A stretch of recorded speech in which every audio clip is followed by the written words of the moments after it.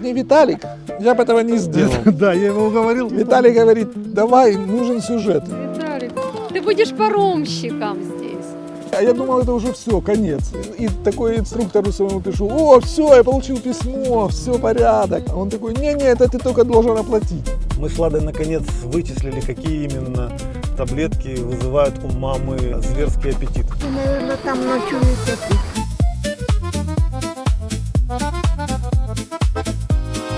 Мы недавно вернулись из Польши, где мы со своими детьми обсуждали цены на еду в Польше и в Германии. И обсуждали, кто сколько тратит. И мы, как всегда, сказали, что мы тратим 400 евро в месяц на троих. И даже дети нам не поверили. Они говорят, вы либо неправильно считаете, Либо не едите. Давайте нам отчет, что вы едите, сколько вы покупаете, чеки, все. В общем, мы сейчас начнем отчитываться. сейчас мы наберем корзину на неделю и подробно вам покажем, что именно мы едим и сколько именно еды нам хватает на неделю втроем. На троих. То есть у детей тоже семья из 3 человек, и у нас из 3 человек. В принципе, одинаково. Они тратят 700, мы 400. В чем проблема? Идем выяснять.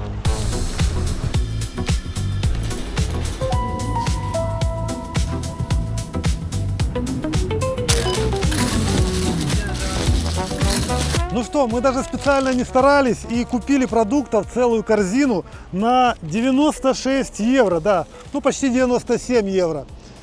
Этой еды нам должно хватить на неделю, и плюс еще мы сейчас хотим купить рыбу, потому что здесь замороженной рыбы такой, как надо, нету. А рядом Kaufland, мы купим рыбу как раз, ну там на 5-6 евро, на 8, да, на 8 евро. Это будет немножко больше, чем 100 евро. И мы приедем домой, мы разложим это все на столе и покажем вам конкретно, какие продукты мы едим. Потому что здесь, ну, неудобно, здесь на ветру, на улице. Для того, чтобы вы понимали, питаемся мы калорийно или мы вообще какую-то фигню дешевую едим.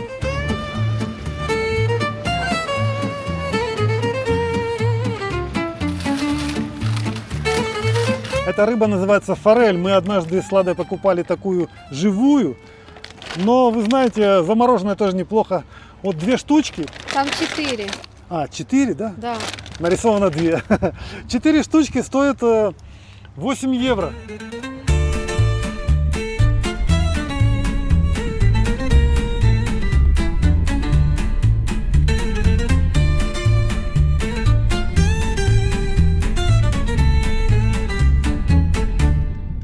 Друзья, в общем, мы на стол на этот выложили все, что мы купили в супермаркете. У нас даже места не хватило, вот, допустим, уже одно на одно складываем. Смотрите, из мяса мы взяли филе индюшки, это очень хорошее мясо, крылышки куриные, бедрышки куриные, фарш свино-говяжий. Это если готовить. Если, допустим, не готовить, а что-то быстренько съесть, вот мы взяли котлетки, сало, сосиски, иногда грибы тоже очень быстро.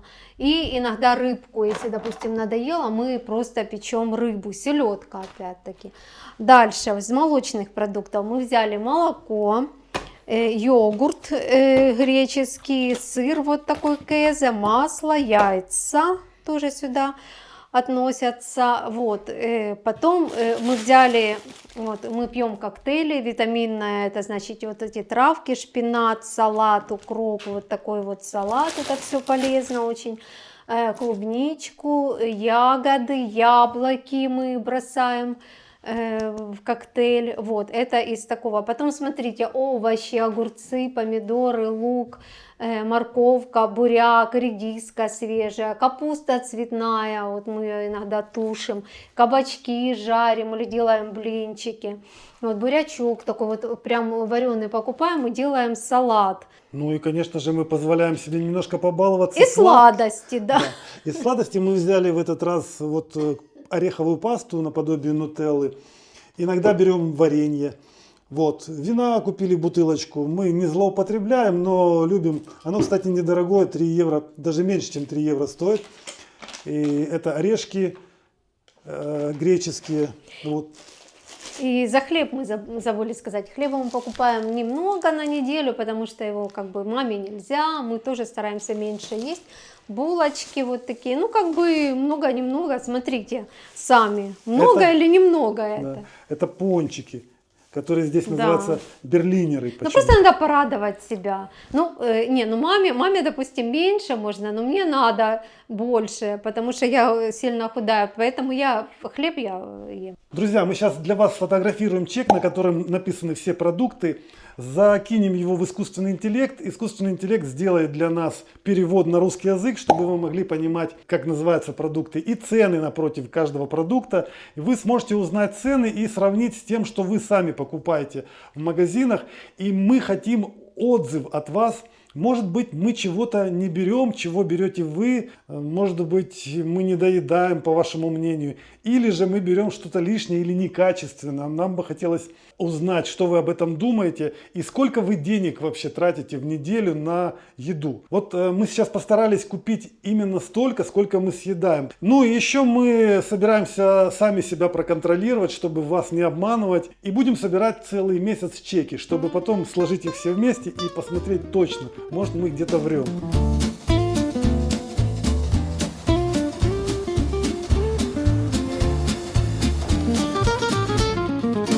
Чтобы хорошо устроиться в Германии, важно иметь хорошую работу. А найти хорошую работу не так-то просто, потому что поиск работы в основном на немецком языке. И если ваш немецкий еще не на высоте, то вам будет очень сложно. Но есть сайт, специально адаптированный под русскоязычных пользователей. Этот сайт называется jobv.eu. На этом сайте вы можете задавать поисковые запросы на русском языке, и он выдаст вам результаты на русском. Сайт ищет вакансии по всей Германии. И если вам понравилась какая-то вакансия, вы тут же на сайте при помощи встроенного искусственного интеллекта можете создать Bewerbung и красиво оформленный Lebenslauf в формате PDF и отправить его работодателю уже на немецком языке. За один день вы можете бесплатно генерировать до 3 Bewerbungов, и это около 90 Bewerbungов в месяц. К тому же на сайте вы можете оставить объявление о поиске работы, составить его на русском, и опубликовано оно будет на немецком языке. На сайте есть более 100 тысяч вакансий, и каждый день появляются от 4 до 8 тысяч новых вакансий. Просто вбиваете название своей профессии и смотрите список вакансий, которые вам подходят. И главное, никакого сомнительного общения через WhatsApp. Этот сайт принадлежит официально зарегистрированной в Германии компании, которая называется jobv.eu GmbH из города Швебиш-Халь. В описании под видео я оставлю ссылки на сайт, на телеграм-канал, на чат поддержки. Так что просто попробуйте, зайдите, и вы сможете найти именно ту работу, которую ищете.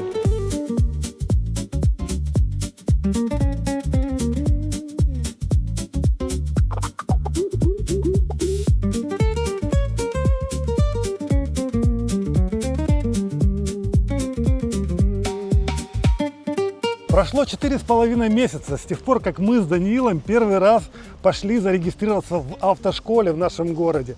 И наконец, представляете, наконец Даниил получил Führerschein, то есть немецкие права на вождение автомобиля. Покажи, пожалуйста. Если бы не Виталик, я бы этого не сделал. Да, я его уговорил. Чисто... Виталий говорит, давай, нужен сюжет, идем в школу. Идем в школу, я говорю, ну ладно, завтра пойдем. Пошли в школу, я говорю, мы там расспросим. Зашли расспросить, меня уже там записали, и все, и первый взнос взяли, там уже все. А это все-таки... Теперь уже Führerschein. Это все-таки дорого. Я, получается, развел Данила на деньги. И знаете, сколько денег он заплатил? 3252 евро за то, чтобы получить право. Все задокументировано, документы у Лады. Документы у Лады все. Это общая сумма, мы вам сейчас немножко подробнее расскажем. Но смотрите, в чем тут дело. 4,5 месяца это не сплошное обучение. Данил учился всего лишь где-то 2-2,5 2 месяца, да. За 2 месяца я всю программу прошел. Даже, может, немножко раньше. У меня было все плотно. Я ездил там по несколько раз в неделю.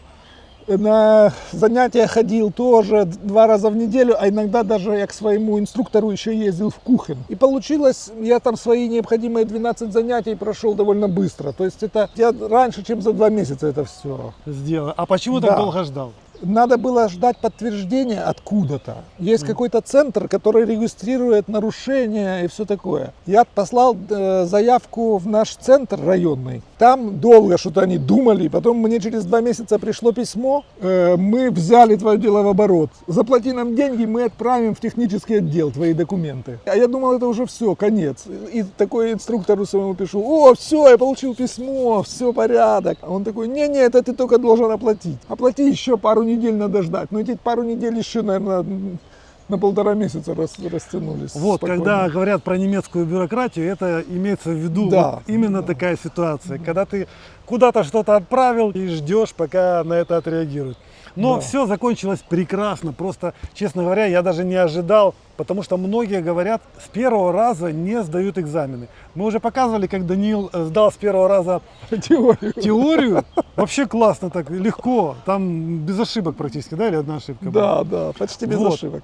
Но теория это такое, я тоже когда-то в свое время в Украине с первого раза Теорию безошибочно сдал. сдать Да. это не проблема. Но вождение я не сдал с первого раза, я ездил 2 раза. И тут говорят, и мой тоже инструктор говорил, что все, кто иностранцы здесь сдавали, говорили, что намного тяжелее. Намного тяжелее. Что такого вообще больше, наверное, не найдешь в мире. Например, в Америке, там тебя может инспектор спросить: читал эти правила движения? Читал. Ездил. Ну все, давай. Подписываю тебе. Распишешься, что ты читал, что ты ездил. Ну да. Распишусь. Все, на тебе права. Ну а здесь получилось так, мы с Даниилом пришли уже на последний экзамен, который по вождению.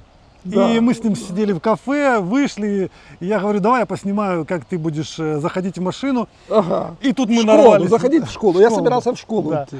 Короче, мы нарвались на инструктора, и инструктор нам объяснил, что лучше это не снимать. И я ушел тогда, оставил Данила на экзамене, ушел с такой мыслью: скорее всего, не сдаст. Серьезно, Если я бы я тебе снимал, тогда да, а так уже не снимаю. Все. В общем, какое удивление у меня, когда Даниил мне звонит через час и говорит: у меня уже есть права, и присылает мне фотку. А мне инспектор сразу, он такой говорит: вы допустили 2 невнимательности во время движения. Один раз вы типа не заметили улицу справа прилегающую. Ну, я ее заметил, но надо было все подчеркнуто. То есть ты должен был изобразить головой, да, я должен был как бы так притормозить хорошо, головой повертеть. А второй раз я на знак стоп проехал с потоком. Поток нифига не тормозит там. Ага. Знаешь, возле Нельмеца, когда поднимаешься снизу, и потом хочешь ко мне ехать. Там оказывается знак стоп, и там нужно 3 секунды стоять. Но весь поток едет, и никто там не стоит. А я там типа так протащился, медленно, просто конкретной остановки не сделал. Да. И он мне говорит: поехали еще на одну улицу. Меня завел на другую улицу, доехал до знака стоп и собирался уже тормозить. Но я взял вправо, чтобы освободить для въезжающих левую полосу. И взял как бы слишком много. Там есть ассистент, который помогает держать линию, как бы. Держать Автоматически ассистент. автоматически. Машина. Шпур ассистент. Ага. И он стопанул машину конкретно, выключил ее. Там было такое тудум. И они такие оба: что это такое? Инспектор. Они сами были не готовы. Они такие: а я должен был там 3 секунды, я уже готовился. Я такой: сейчас типа остановлюсь, бабах, оно все вырубает, и уже там не 3 секунды, там уже вообще непонятно сколько. А я там, по идее, как бы был близко к велосипедисту или к велосипедной дорожке, но они сами не поняли. Они говорят: да нет, далеко вроде, что такое, вообще типа как катастрофа, говорят. Ну это вообще типа автоматика, это они злые были сами. Они говорят: да что это Но тебя не зачли это как не ошибку. зашли. Но он говорит, он сказал: я так и не смог проверить. Я тебя на второй стоп типа повел, чтобы увидеть, что ты там стоишь. Поэтому я не знаю, говорит. Я такой же сижу, думаю: не сдал. Он такой: вы сдали. Ну Причем- будьте внимательны. Типа. Причем учтите, все это было на немецком. Еще на Подожди. парковке. Я когда парковался задним ходом, он сказал, что вы мало обратили внимание. Ты когда типа куда-то поворачиваешь, обязательно должен головой покрутить. Даже просто типа немножко сдаешь левее от бровки. Ты должен обязательно головой покрутить, вот этот шультерблик назад сделать. Это у них отличие как раз от нас. У нас такого требования нету в правилах. И, короче, он мне наговорил, я уже думаю, ну все, не сдал. На стоп не остановился, головой не покрутил. Потом вы сдали. Я поздравляю. Будьте типа внимательны.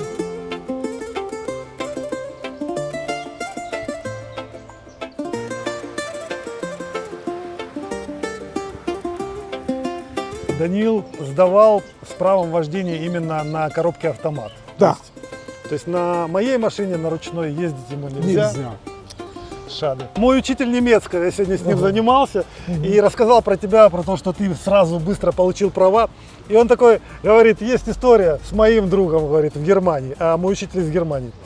И говорит, друг получил права тоже очень быстро. И говорит, мы с ним зашли сразу же отметить. Отметить? Это. Да, на заправку взяли по пиву, говорит, выпили по пиву, такие счастливые, сели в машину, поехали. Это все. Тут же остановил нас Это все. полицейский и забрал Ты во время права. вот этого пробного периода, пробный период 2 года, Да. не имеешь права ни капли Ни пива капли. даже выпить. Да. Я когда-то уже рассказывал, что пиво в Германии можно вообще-то водителям Да. легковых автомобилей пить, но только водителям со стажем. И Да. только там какой-то 0,3 промилле или 0,5 промилле. Какой-то там, да. Но Профессиональным водителям и новым водителям на испытательном на стаже. испытательном вообще. Вообще Вообще запрещено. ни капли и до 21 года. Многие там, например, получают уже в 16 лет. Права. Но они до 21 не имеют Не права имеют права вообще пить. ни капли. Теперь мы надеемся, Даниил подыщет себе машину, и когда он ее пойдем, найдет, пойдем искать. да, можем Лизе, поискать. Лизе кеды купим, а мне машину. А что такое неравноправие? Лизе всего лишь кеды. Так, а я Лизе говорю, так это тебе ж тоже машина, иди на права и все, и будешь Я понял. ездить. Надо Лизе сказать, сдашь на права, Знаешь, и тебе конечно, машину. это ж А это ж пока не только кеды. мне, да, не только мне. Я обещал рассказать немножко подробнее по ценам, какие Даниил платил. Потому что общая сумма, напоминаю, 3252, а вот детальные цены тут есть в специальном документе, который Данилу выдали. Вот. Это за экзамены. За теоретический экзамен 25 евро, а за экзамен по вождению 125 евро. Дальше тут есть такой листочек, на котором очень подробно расписано, Или сколько 135. стоило каждый урок по вождению. Ну, мы вам не будем все уроки перечислять, видите, тут их много. Там много, да. Скажем просто суммы. В основном 140. 140. Это какой урок? Там даже не сказано. В Это общем- просто счета, которые мне иногда высылали счет за 2 вождения. Ясно. То есть Данилу приходили счета на 140 евро, потом еще 140, потом 210, 280. 280, 310 евро и На 644. минуточку. Да. Вот такие счета. И... 644. И всё это- Поездили по автобану. Да, это по автобану. Да, это мы там такие 5 часов ездили вообще. Я уже устал. И голова у меня уже была вообще не свежая. Это, конечно, дорого. Это дороже, чем где-либо. Но Данил обошелся, получается, минимумом. Да. Минимальными расходами. Потому что Некоторые платят по 5000 даже. Много раз. пересдача, это все. Пересдачу, да. Если ты не сдал, то ты должен взять инструкции еще. Ты еще. должен взять вождение. Ты не можешь просто сказать, я завтра приду. Тебе говорят, придешь через 2 месяца, пока ты должен ездить. Да, да, Понимаешь? А это все тоже там 650 евро там по автобану проехал. Я еще раз поздравляю Даниила, поздравьте и вы, пожалуйста. Он просто молодец. Ну, я серьезно, я сомневался, потому что не в способностях знаешь, Даниила. я расскажу в способностях, потому что мы в кафе с Виталиком стояли, и я взял кофе и иду такой, и не заметил стекла двери, в дверь вошел. Виталий говорит, Да. а как ты хочешь экзамен сдавать? Это прямо перед экзаменом. Я должен сейчас идти, сейчас пью кофе, иду на экзамен. Я такой в дверь, бум-бум. А я говорю, тревожное начало. Тревожный сигнал.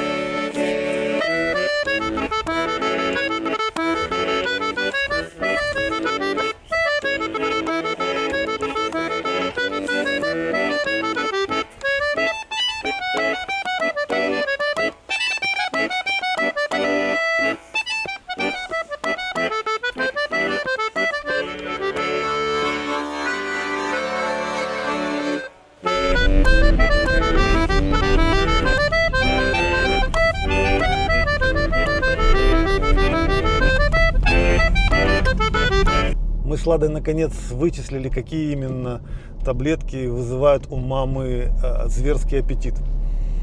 Сейчас я еду к врачу, в очередной раз я должен получить рецепт на эти таблетки. И сейчас я хочу спросить, можно ли чем-то эти таблетки заменить, потому что это слишком разнесет маму через время. Эти таблетки вообще от спины.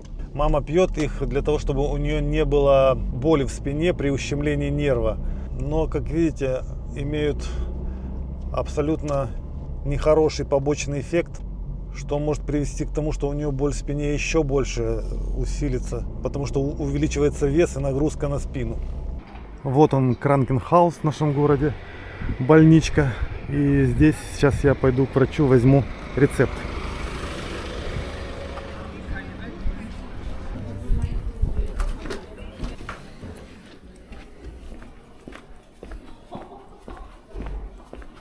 Получил я электронный рецепт, который находится на карточке.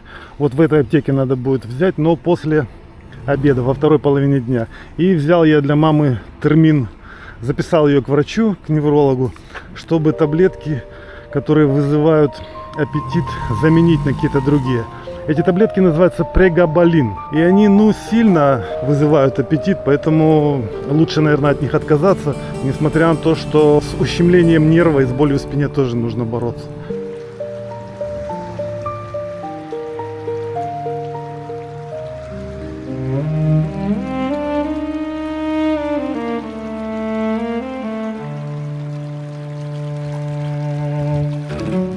Мы сейчас приехали в город Гёпинген.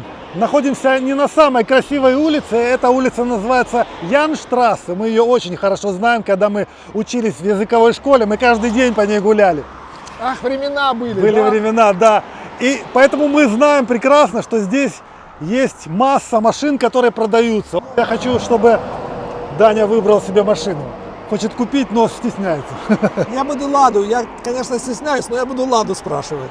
Хорошо, Я думал, ты я будешь буду... Ладу покупать. Да, Ладу можно тоже. 25! О! По-моему, Да, за 3000 нормально. мы тут вряд ли найдем. Не туда Да. пришли, да? Вот что, хорошая. Не, красивая. Тоже смотри, вот. 43 200. Слушай, Даня, это твоя, нет? Австралия. 3000, да?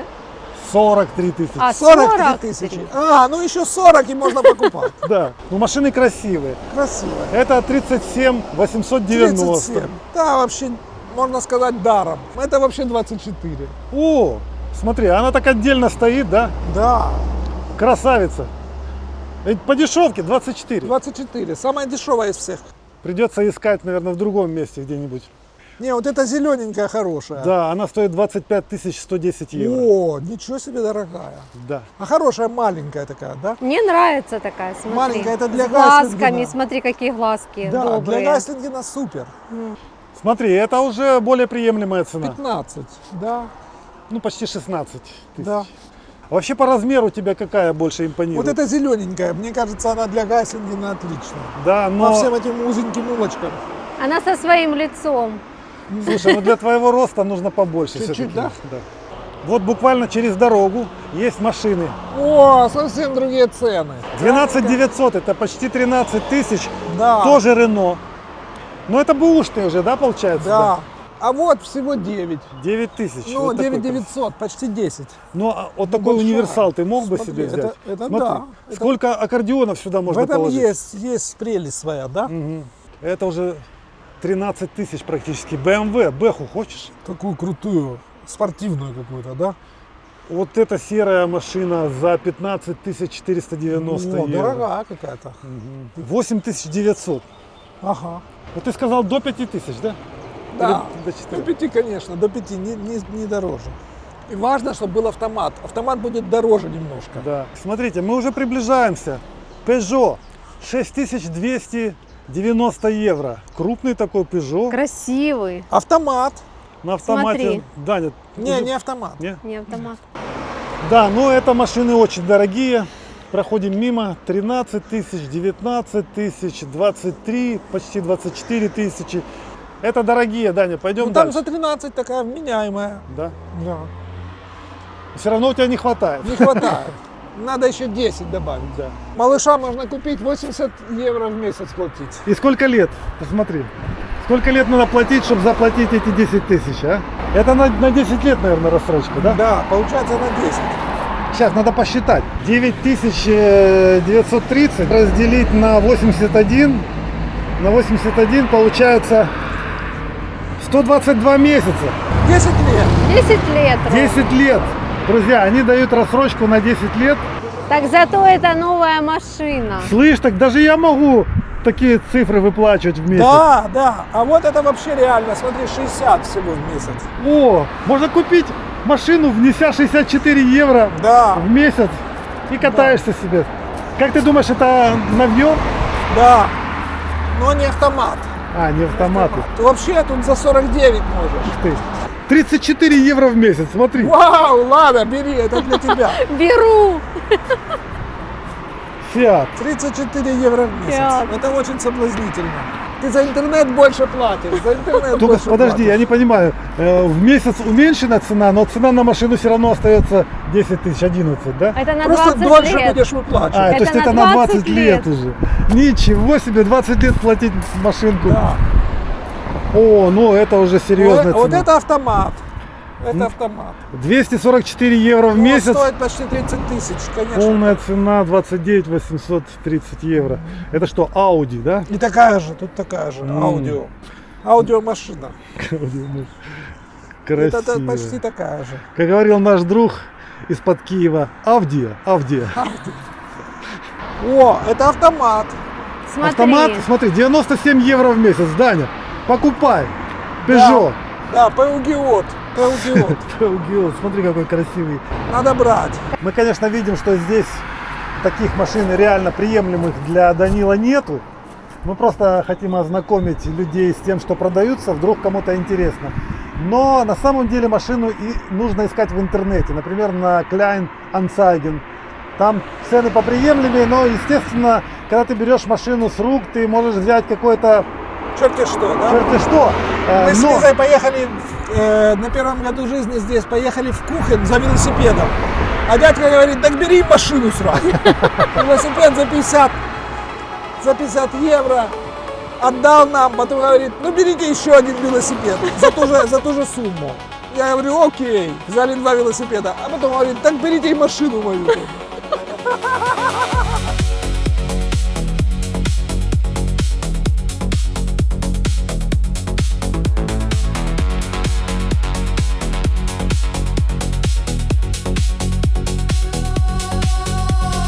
купили мы мамины лекарства, целую пачку вот такой в аптеке. Сейчас мы вам подробно покажем.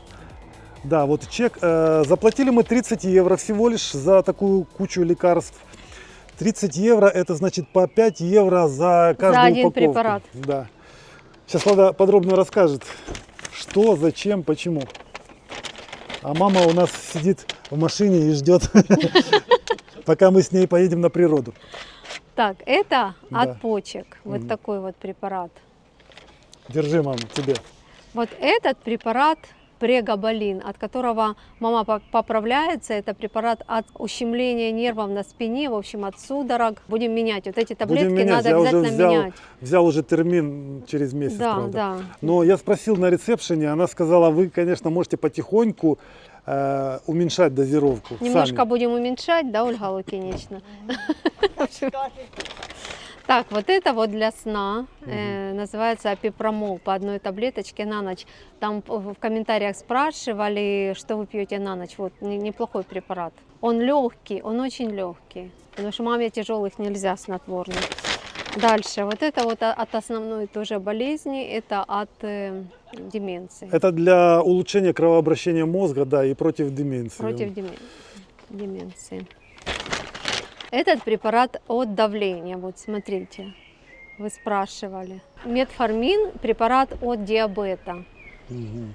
Тоже у мамы диабет, и вот ей такой выписали. Ну, а это просто ибупрофен, это от простуды, на всякий случай мы взяли, потому что мало ли что. Такое, это должно быть всегда дома. Не только от простуды, оно идет как обезболивающее. Обезболивающее, от простуды. То есть хорошие таблетки. Мы, честно говоря, сначала не поняли, у нас ибупрофен в Украине принималось при 40 температуре, знаете, когда там ты уже умираешь, ибупрофен. А здесь он, возможно, другой ибупрофен. Возможно. Потому что он помогает, и боль снимает, и, в общем-то, даже начинаешь заболевать, у тебя насморк, там что-то там даже немножко, ты принимаешь, и все на место становится. Очень хорошо. Все? Да, все. Ольга Лукінічна каже, я б вообще пліків не пила і була б здорова. Он, посмотрите, не хоче Мамусь, ты приймати. знаешь, говорят, если резко бросить, у тебя начнется ломка. У тебя начнет скакать давление, начнется это, поэтому лучше не надо. Мы постепенно будем. Пишите в комментариях, Ольга Лукінічна читает комментарии, пишите, надо ей принимать эти препараты все или нет. Ольга Лукінічна прислушивается к вам больше.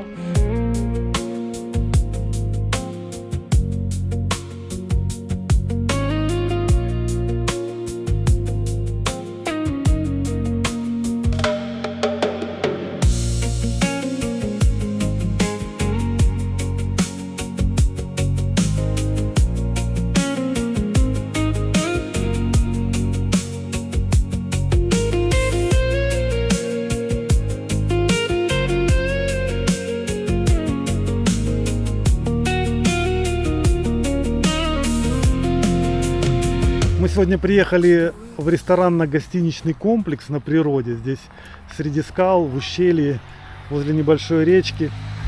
Недалеко от нашего городка. Посмотрите, как здесь атмосферно. Здесь есть ресторан, в котором можно покушать форель. И есть отельчик. Мы еще забыли рассказать про Оземпик. В прошлом видео мы рассказывали, что маме назначили для похудения такие уколы в живот раз в неделю. И многие люди написали нам, что это очень вредное лекарство, поэтому мы решили от него отказаться. Мы прокололи 3 укола, и у мамы начались судороги очень сильные. То есть правильно вы нам писали, что Оземпик очень вредный. Мы залезли в GPT-чат узнать, что же такое получилось. И он нам сказал, что действительно Оземпик может вызывать судороги, потому что он вымывает воду из организма, обезваживает организм и вымывает все полезные вещества, в том числе и магний. Мама ночь кричала. Страшно вспоминать. А еще есть пруды, в которых эта форель живет. Ее здесь разводят. Вот здесь одного размера рыбки живут. Их плохо сейчас видно, но живут. Вот там другого размера. Можно купить корм и покормить их. Вот смотрите, здесь помельче, здесь лучше видно их. Как вы знаете, у нас перед джоб-центром большой долг в 8400 евро. Они хотят назад за то, что переплатили нам. Мы послали им видерспрух, то есть возражение против этой суммы, потому что считаем, что посчитано немножко неправильно. И это было уже месяц назад, а то и больше. Они нам ответили, что принимают наши возражения, будут пересчитывать. И мы отправили эту информацию в инкассо, потому что здесь задействовано 2 инстанции.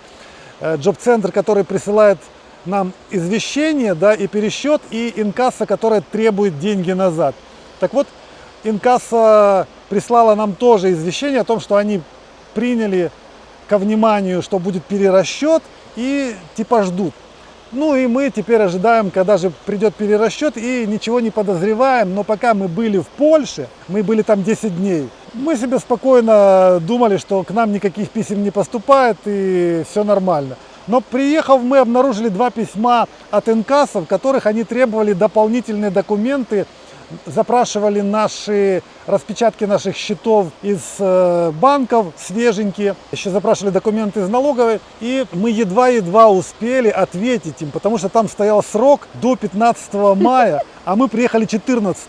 Если бы мы не успели, то они бы автоматически нам назначили блокировку карт и взыскание всех, ну, типа, средств. Принудительное взыскание. Там было написано, что если в течение 2 недель вы не пришлете дополнительные документы, то я начинаю процедуру взыскания. Хотя мы им отправили вот эти вот письма из джоб-центра о том, что с нас никто не имеет права сейчас взыскивать никакую сумму, так как идет перерасчет. Вот, они получили эти письма, мы все отправляли заказными письмами, у нас есть чеки. Но вот это 2 недели срока, это, конечно, ну, просто очень вот мало, человек да. может уехать, все, приехать, а он уже попал. Это говорит о том, что в Германии страшно уезжать далеко. Да. Особенно, если у тебя есть какие-то дела и разбирательства. И еще, мало того, у меня в телефоне установлена программка DHL, которая нам приносит письма в почтовый ящик. И я там открыл опцию сообщать мне о тех письмах, которые они кидают в почтовый ящик. Но нет, они не сообщают, мы спокойно себе смотрим в DHL, никаких писем, спокойно ездим. И тут выясняется, мы чуть не опоздали. Благо, что до 15 числа это включительно, да. Поэтому мы уже вот именно 15 числа, в понедельник, отправили им и бумажное, и электронное письмо. Это говорит еще о том, что инкасса все-таки нам даст рассрочку. И ждут новый пересчет от джоб-центра. Но уже месяц нету никакого пересчета. Мы уже начали напрягаться, почему так долго, друзья. И кто сталкивался? Это нормально вообще? Как это? Здесь написано, можно кататься на плоту, но на свой страх и риск. Написано, один взрослый, один ребенок только может встать наверняка. А они пытаются 2 взрослых встать, и это перекидывать. Виталик, попробуешь? Я попробую. Но я специально выложил все электрогереты. То есть ты готов нырять? Да, чтобы ничего не утопить. Ясно. Я даже микрофон оставлю Деньги здесь. выложил? Карточки, документы? А, нет, карточки, документы. Ну, с ними ничего не станет. Хорошо, давай. Мы будем за тебя болеть.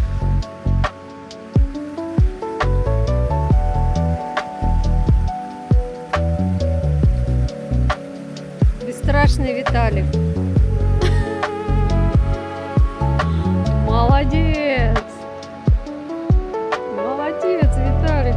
Ты будешь паромщиком здесь. Устраивайся. Детей катать.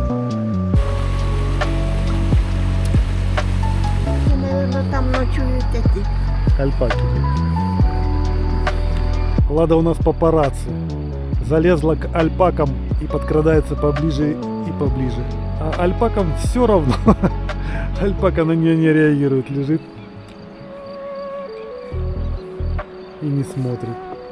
А Ладе обидно. Лада обнаружила мед, здесь продается. Натуральные? Наверное, не знаю. Давай Я думаю, натуральный, да, конечно. Это ж купим, да? не в супермаркете.